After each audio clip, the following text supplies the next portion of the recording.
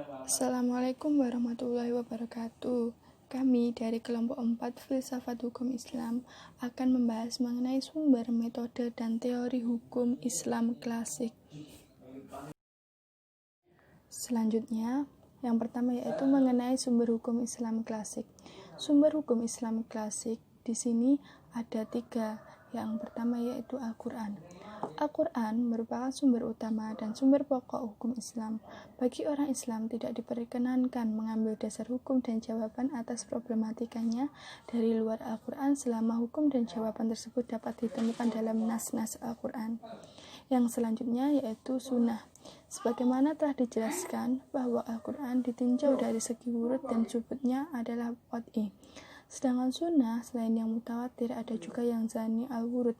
Dari kenyataan inilah jumhur ulama menyatakan bahwa sunnah menempati urutan kedua sumber hukum Islam setelah Al-Quran. Yang selanjutnya yaitu yang ketiga, ijtihad. Ijtihad dapat dikatakan sebagai rekonstruksi pemikiran seorang faqih di dalam menyelesaikan kasus-kasus hukum baru yang dilakukan melalui penalaran akal secara mendalam, disertai bukti-bukti dan hujah yang kuat dengan tetap berpegang pada sumber pokok, yakni Al-Quran dan Sunnah. Selanjutnya yaitu beberapa sumber lain. Jadi selain dari ketiga sumber tadi ada beberapa sumber lain. Yang pertama yaitu pendapat sahabat. Pendapat sahabat yang ternyata tidak dapat ditinggalkan oleh para mujtahid karena pengetahuan sahabat yang jauh lebih banyak terhadap hukum-hukum apa yang dimaksud oleh Rasulullah yang mungkin tidak terekam dalam kitab-kitab hadis. Tidak hanya sahabat, pendapat-pendapat tabi'i dan tabi'in juga memiliki tempat yang istimewa. Yang terakhir yaitu tradisi. Untuk tradisi, baik tradisi Arab maupun tradisi apapun, seperti yang telah dijelaskan sebelumnya, Al-Quran yang merupakan kitab standar moral, maka tidak ada nada masalah dari mana hukum itu diambil, baik dari tradisi suatu masyarakat, kitab hukum barat, atau kitab suci agama lain, asalkan sesuai dengan nilai-nilai universal Al-Quran. Kemudian yang selanjutnya yaitu ada metode penemuan hukum dalam perspektif filsafat hukum Islam. Metode di sini ada 3 macam metode. Yang pertama yaitu ada metode penafsiran teks hukum atau interpretasi literal. Kemudian yang kedua ada metode taklili.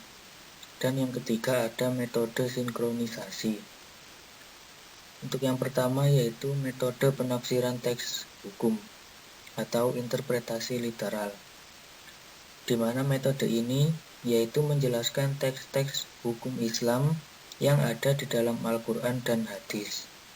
Jadi persoalan atau permasalahan yang dihadapi sebenarnya sudah ada teks hukumnya, namun teks hukum tersebut masih belum jelas atau perlu penjelasan lagi, perlu pelengkap untuk pemahaman teks hukum tersebut. Nah, metode ini yang dikenal dengan interpretasi literal. Objek dari metode ini yaitu teks hukum Al-Quran dan hadis dengan melihatnya dari beberapa segi. Kemudian yang kedua ada metode taklili. Metode taklili ini yaitu metode dengan cara meneliti secara seksama apa yang dijadikan dasar dalam penetapan hukum. Fondasi ini merupakan sebab adanya hukum, baik berupa ilat hukum atau alasan-alasan ditetapkannya hukum maupun tujuan-tujuan hukum yang lebih dikenal maqasid asy-syariah. Dalam metode taklili ini ada 2 jenis pembagian lagi metode. Yang pertama yaitu metode kiasi. Metode ini dari segi teknis kias merupakan perluasan nilai syariah yang terdapat dalam kasus asal kepada kasus baru. Karena yang kasus baru mempunyai ilat yang sama dengan kasus pertama. Kemudian metode Teleologis. Sifat teleologis hukum Islam dapat dilihat dari tujuan-tujuan tertentu yang ingin dicapai. Nah, pengetahuan tentang tujuan-tujuan hukum menjadi kunci keberhasilan ahli hukum atau hakim dalam melakukan penemuan hukum. Mengetahui tujuan diciptakannya hukum itu sangat penting agar dapat menarik suatu hukum dari peristiwa yang sudah ada nasnya secara tepat dan benar, yang selanjutnya dapat dilakukan penetapan hukum terhadap peristiwa tersebut yang belum ada dalam nasnya.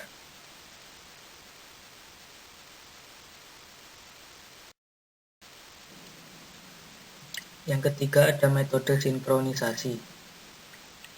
Metode sinkronisasi ini yaitu metode yang dilakukan untuk mencari solusi terhadap perlawanan atau pertentangan antara dua dalil yang memiliki derajat sama, yaitu misalnya antara ayat Al-Quran dengan ayat Al-Quran yang lain, antara hadis mutawatir dengan hadis mutawatir yang lain, dan antara qiyas dengan qiyas yang lain, begitu juga sebagainya. Dianggap tidak terjadi pertentangan atau ta'arud apabila antara dua dalil itu tidak sama derajatnya. Misal yang satu berupa ayat Al-Quran, yang lainnya berupa hadis. Demikian juga pertentangan tidak akan terjadi kalau tidak berkumpul dua dalil yang berlawanan pada tempat dan waktu yang sama.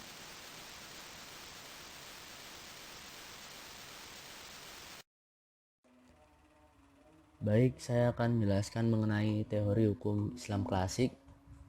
Yang pertama, ajaran Islam sebagai penataan hukum. Al-Quran memberikan ketentuan kepada setiap orang muslim untuk mentaati Allah dan Rasul-Nya, dan tidak dibenarkan seorang Islam memakai hukum selain yang datang dari Allah dalam nas. Walaupun dalam aplikasinya itu disesuaikan dengan perubahan sosial dan hukum di masyarakat. Jadi, hukum Islam itu bukan semata-mata prinsip hukum yang memuat ajaran-ajaran moral dan etika, melainkan universalitas hukum Islam itu mencakup semua peraturan yang berfungsi menjadi pedoman atau penuntun kehidupan manusia. Oleh karena itu, dimensi vertikal dan horizontal hukum Islam sesungguhnya merupakan hukum tertinggi yang tidak dimiliki sebagai sistem hukum lainnya. Yang kedua adalah teori penerimaan otoritas hukum. Jadi teori ini dikemukakan oleh H.R. Gibbs dalam The Modern Trends of Islam yang menyatakan bahwa setiap orang Islam diharuskan tunduk dan patuh kepada otoritas hukum agama yang dianutnya.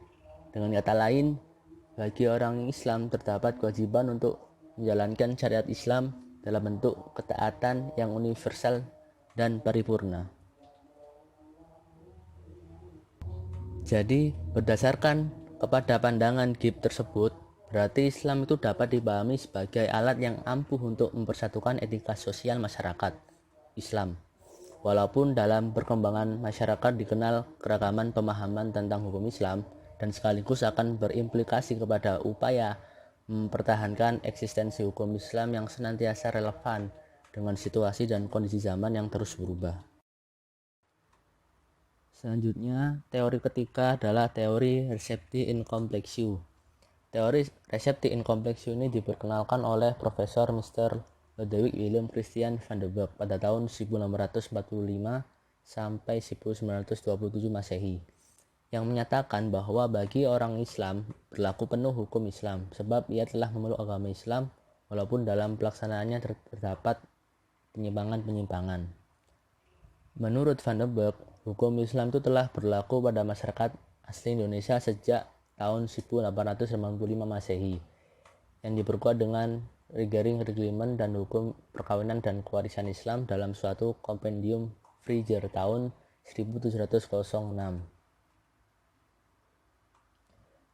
Di samping itu, Van der Burg juga berasumsi bahwa peraturan tentang mahkamah syariah dalam STPL 1882 nomor 152 junto itu merupakan hukum yang berlaku bagi rakyat pribumi yang notabene itu mayoritas Islam. Misalnya pengadilan serambi yang dilaksanakan di serambi masjid banyak diberlakukan di kerajaan-kerajaan Islam di Kalimantan, Sulawesi Selatan, Maluku, dan Irian yang disebut dengan Majelis Syuro atau Hakim Syaro. Sedangkan di Sumatera itu dikenal dengan Mahkamah Syariah. Yang keempat yaitu teori resepti. Dalam pokok-pokok teori resepti, Nugroho menyebutkan bahwa bagi rakyat pribumi pada dasarnya itu berlaku hukum adat dan hukum Islam akan berlaku apabila norma hukum Islam telah diterima atau diserap oleh masyarakat hukum adat. Teori ini dikembangkan oleh Vollenhoven dan Ter semata-mata untuk kepentingan munculnya pan-Islamisme di Indonesia serta untuk memperkokoh cengkraman penjajahan di Indonesia. Yang kelima yaitu teori resepti exit. Menurut Hazairin, hukum Islam adalah hukum yang mandiri dan lepas dari pengaruh hukum lainnya, sebagaimana ia menghubungkannya dengan sumber dan metode hukum Islam. Jadi, teori ini dikemukakan oleh Hazairin yang memberikan pertentangan terhadap teori reseptinya Nugroho. Alasan yang dikemukakan oleh Hazairin itu didasarkan pada pembukaan UUD 1945 bahwa atas berkat rahmat Allah yang Maha Kuasa dan didorong oleh keinginan yang luhur dan bebas, maka dengan ini bangsa Indonesia menyatakan kemerdekaannya. Dipertegas lagi dalam alinea kelima pembukaan UUD 1945, negara berdasarkan ketuhanan yang Maha Esa merupakan kompromi untuk memberlakukan syariat Islam dalam konstitusi negara. Selain itu, batang tubuh UUD 1945 pasal 29 ayat 1-2 itu merupakan jaminan bagi berlangsungnya penetapan hukum Islam di Indonesia. Dan dengan sendirinya teori resepti Nugroho itu tertolak. Dalam perkembangannya, kemudian adanya Departemen Agama yang berdiri pada tanggal 3 Januari 1946 Masehi itu merupakan beserta peranata-peranata sosial, budaya, politik, dan hukum bercorak Islam adalah implementasi penerapan syariah Islam di Indonesia.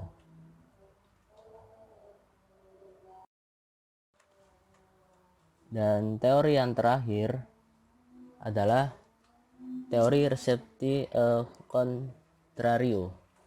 Teori resepti contrario ini merupakan pengembangan dari teori resepti exit Hazairin tadi. Sayuti Talib dalam tulisannya Resepti Contrario mengatakan bahwa hubungan hukum adat dengan hukum Islam, penelitiannya tentang masalah perkawinan dan waris bisa disimpulkan bahwa yang pertama, bagi orang Islam itu berlaku hukum Islam. Yang kedua, hukum Islam itu berlaku sesuai dengan cita hukum, cita moral, dan batin umat Islam. Yang ketiga, hukum adat itu berlaku jika tidak bertentangan dengan ajaran Islam. Rumusan-rumusan teori hukum tersebut menunjukkan berlakunya hukum Islam di Indonesia. Tapi fakta sejarah perkembangan hukum Islam dapat dijadikan bukti yang kuat dan sekaligus mempertegas eksistensinya yang berbaur dengan kultur dan budaya masyarakat Islam serta sistem ketatanegaraan Indonesia. Tinggal bagaimana rumusan-rumusan teori hukum itu dapat dikembangkan lagi sampai kepada tingkat transformasi hukum ke dalam undang-undang.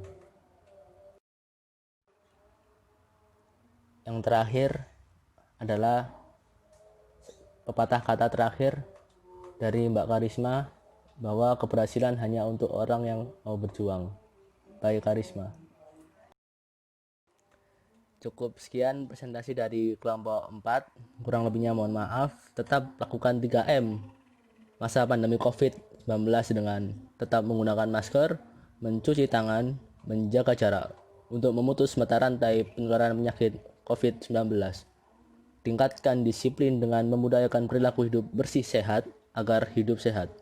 3M, kamu melindungi aku. 3M, aku melindungi kamu. Salam sehat dari kelompok 4. Terima kasih. Wassalamualaikum warahmatullahi wabarakatuh.